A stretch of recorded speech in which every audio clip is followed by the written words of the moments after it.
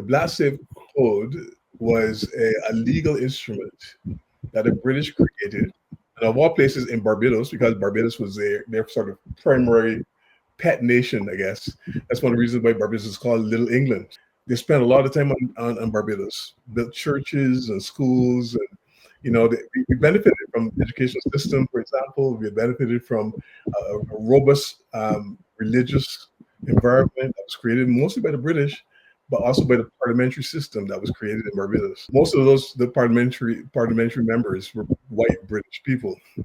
So they passed a law called the Black Slave Code, which sort of helped them to keep the slaves under control.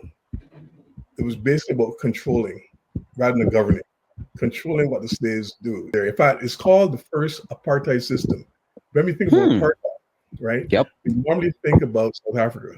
That's the first thing that comes to mind, right? South Africa or Zimbabwe. We think about that kind of distinguishing laws that separated the blacks and the whites. But Barbados had that before South Africa.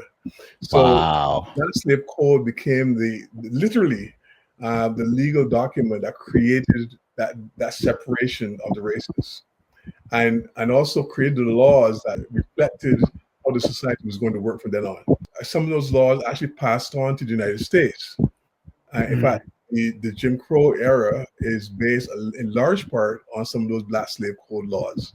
So that's filtered into the United States. It's filtered into all the other Caribbean countries besides Barbados. It filtered into even Canada, so far to the north. It filtered into Canada as well. So we're still living from the legacy of the Black Slave Code. Most of the prison systems in the United States operate according to those same codes, right? So, and guess what?